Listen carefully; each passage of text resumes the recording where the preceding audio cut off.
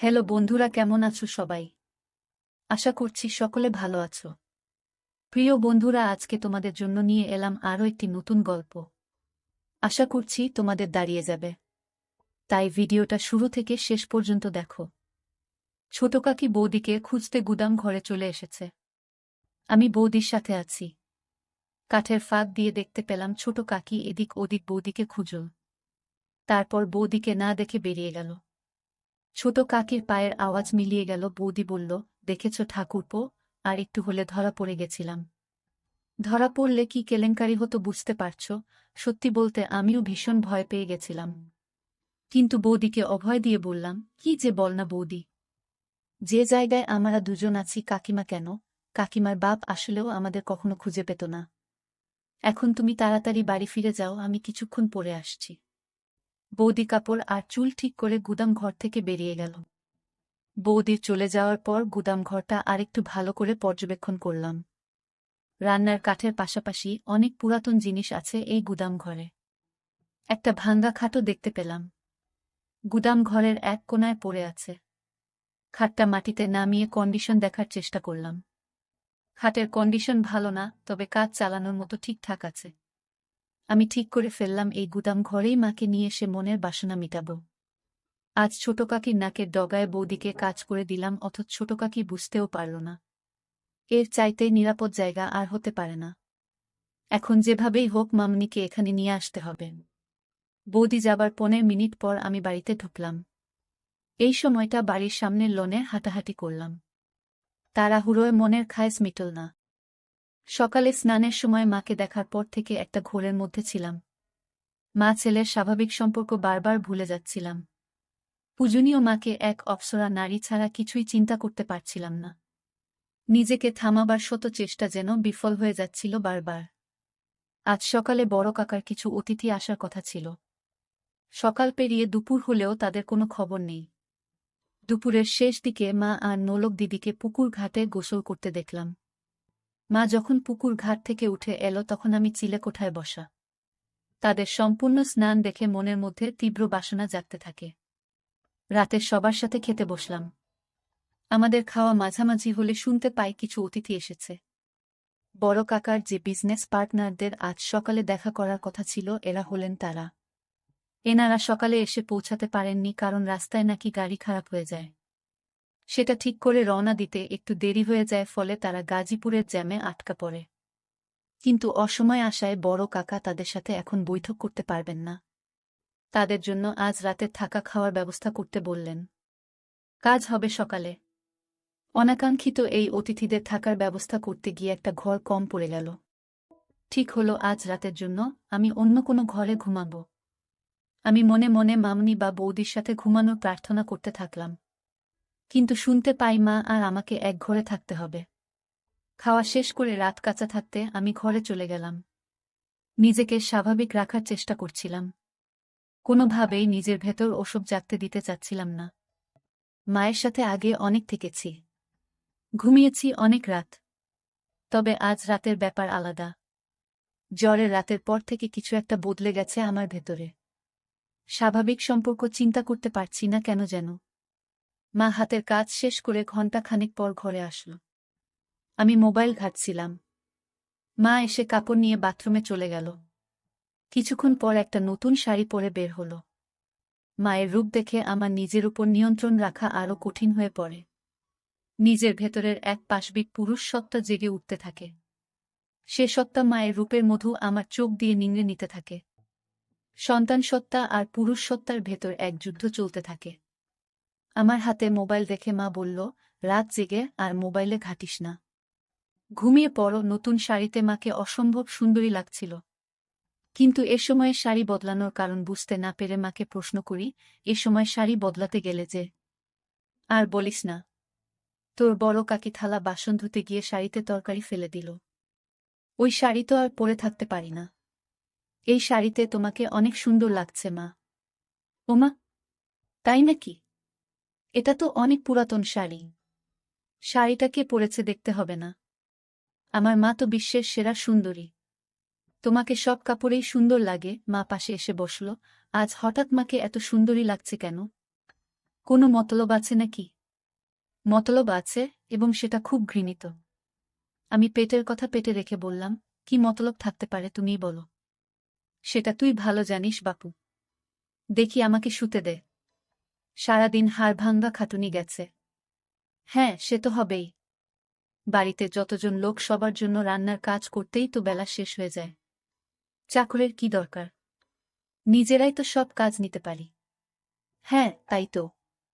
বউগুলোকে বিনে পয়সায় চাকরের মতো খাটাতে পারলে তো কাকাদের লাভই। তুই কাকাদের উপর খেপলি কেন রে? খেপলাম কোথায়? তোমার পা টিপে দেব মা? ওমা, আমার ছেলের সুমতি হলো দেখছি। এই তুই সত্যি করে মতলবটা বলতো। আহ মা, তুমি তখন থেকে কি মতলব মতলব শুরু করলে বলো তো? বলা নেই কওয়া নেই আমাকে সুন্দরী বলছিস, হুট করে আমার সেবা করতে চাচ্ছিস। ব্যাপারটা কি? ব্যাপার কিছু না। আমি জ্বরে পড়লে তুমি সেবা করেছিলে, সেখানে তোমার কি মতলব ছিল বলো শুনি?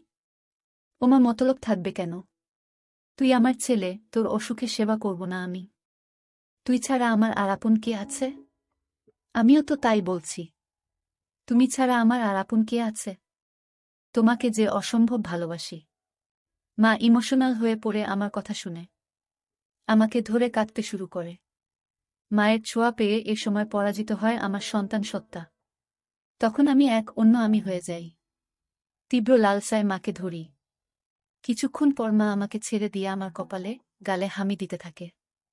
মায়ের চোখে কান্নার জল। আমি হাত দিয়ে মায়ের চোখের পানি মুছে দেই। মাকে বলি, তোমার জন্য আমি আছি মা। তোমার কোনো ভয় নেই, কোনো দুঃখ নেই। তোমার সব চাওয়া পাওয়া আমি পূরণ করে দেব। মা হাসার চেষ্টা করে বলল, আমার ছেলে দেখি বড় হয়ে গেছে। মায়ের দুঃখ কষ্ট বুঝতে শিখেছে। কিন্তু আমার কোনো ভয় নেই, দুঃখ নেই। আর নতুন করে চাওয়া পাওয়ারই বা কি থাকতে পারে? আমি গম্ভীর হয়ে মায়ের হাত ধরে বললাম, তুমি সব সময় মানিয়ে নিয়েছ।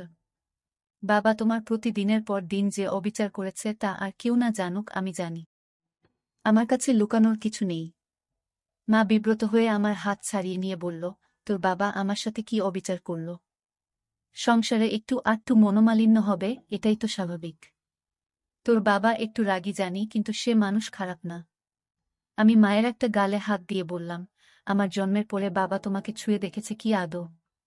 দিনের পর দিন তুমি বাবাকে পাবার জন্য বিছানায় ছটফট করতে, মা লজ্জা পেয়ে যায় আমার লাগামহীন নির্লজ্জ কথা শুনে। গাল থেকে আমার হাত ছটকা মেরে ছাড়িয়ে আমাকে ধমক দিয়ে বলে, কি সব আজেবাজে কথা বলছিস? তোর মুখে কি লাগাম নেই? মায়ের সাথে কিভাবে কথা বলতে হয় ভুলে গেছিস? আমি মায়ের দুই বাহু শক্ত করে ধরে মাকে বললাম, আজেবাজে কথা না মা। আমি যা বলছি তা এক বিন্দু মিথ্যা নয়। তুমি আমায় ছুঁয়ে বলো, আমি ভুল বলছি। একথা বলে মায়ের একটা হাত আমার মাথায় রাখলাম। মা আমার মাথা থেকে হাত সরিয়ে নিয়ে বলল, তুই এসব কি শুরু করলি? আমি মায়ের হাত আবারও মাথায় নিয়ে এসে বললাম, আমার দিব্যি। বলো আমি ভুল বলছি। মা মুখ নিচু করে চোখের জল ফেলতে থাকো। আমি মায়ের আরও কাছে এসে বসলাম। দু হাতে মায়ের গাল ধরে মায়ের মুখ উঁচু করলাম। মায়ের চোখের জল আঙ্গুল দিয়ে মুছে দিয়ে মায়ের কপালে হামি দিলাম। মায়ের কপালে আমার কপাল ঠেকিয়ে বললাম, আমি আর তোমার ছোট হিমেল নেই মা। আমি তোমার দুঃখ দূর করার মতো যথেষ্ট বড় হয়েছি। আমি তোমাকে আর কখনো বাবার অভাব বুঝতে দেব না।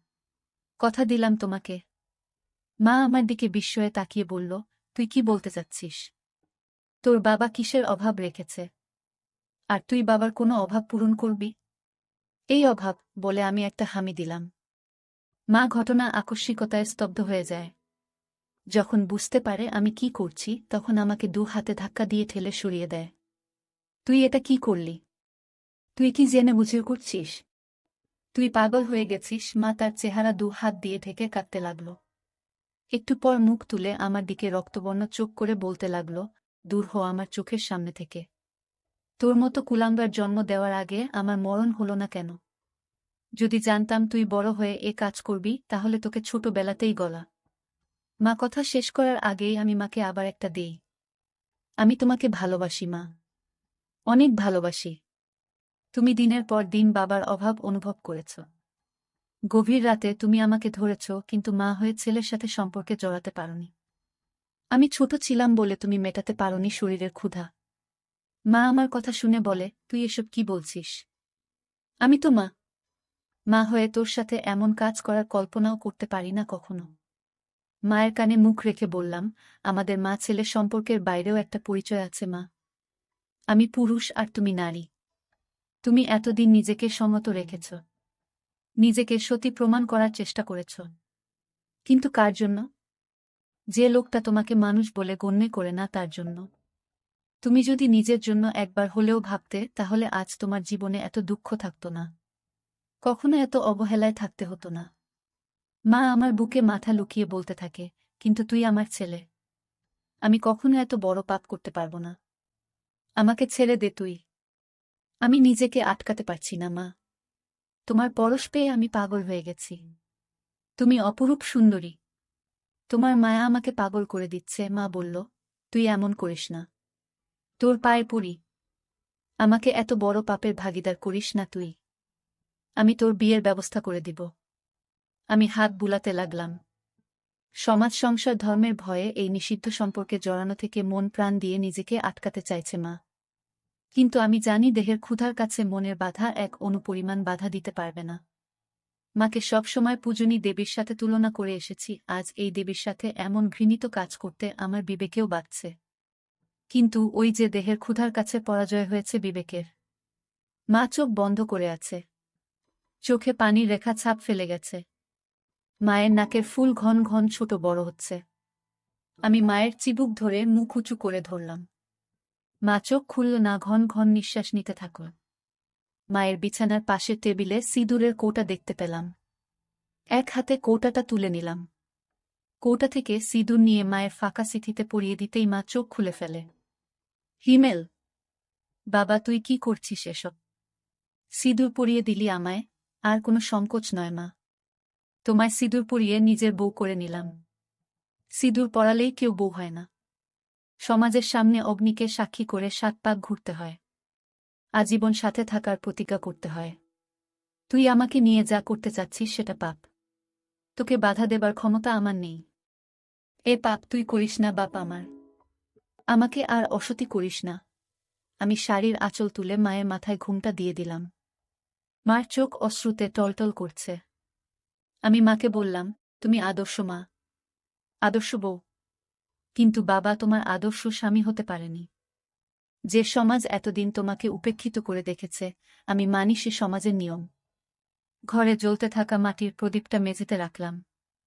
মাকে বিছানা থেকে নামিয়ে হাত ধরে প্রদীপের চারপাশে ৭ পাক ঘুরলাম, তারপর আমার গলা থেকে সোনার চেনটা খুলে মায়ের গলায় পরিয়ে দিলাম। প্রদীপ হাতে তুলে নিয়ে তার শিখার উপর হাত রেখে বললাম, এই অগ্নির শপথ নিয়ে বলছি, আমি আদর্শ ছেলের মতো তোমাকে সব দুঃখ কষ্ট থেকে দূরে সরিয়ে রাখব। তোমার উপর কোনো অবিচার হতে দেব না। আমি আজ থেকে তোমাকে আমার সহধর্মিনীর মর্যাদা দিলাম। এরপর মাকে বললাম, অগ্নিকে সাক্ষী করে ৭ পাক ঘুরেছি, মঙ্গলসূত্র পরিয়ে দিয়েছি। এবার আর কোনো দ্বিধা নয় মা। শাস্ত্রমতে তুমি আজ থেকে আমার বিয়ে করা বউ। মায়ের চোখ বেয়ে জল গড়ে পড়তে থাকল। নিজের বিবেকের সাথে মা এখনো সন্ধি করতে পারছে না। আবার ভালোবাসার কাঙ্গালিনী মায়ের প্রতি আমার ভালোবাসাকে ফেলেও দিতে পারছে না। তারপর আমাদের মাঝে শুরু হলো আদিম যুদ্ধ। চেয়ে দেখি মায়ের চেহারায় পরিতৃপ্তির ছাপ। আমি মাকে জিজ্ঞাসা করলাম, কেমন লাগলো মা? মা আমার দিকে ক্ষণিক তাকিয়ে মুখ ঘুরিয়ে নেই। মা মুখ ঘুরিয়ে ফুপিয়ে কেঁদে ওঠে। তারপর আমি কি করলাম? হায় ভগবান! আমার সর্বনাশ হয়ে গেল। নিজের পেটের ছেলের কাছে ক্ষণিকের সুখের জন্য নিজেকে বেচে দিলাম। ভগবান, আমাকে ক্ষমা করো বলে আমার দিকে পিঠ ফিরে কাঁদতে থাকে।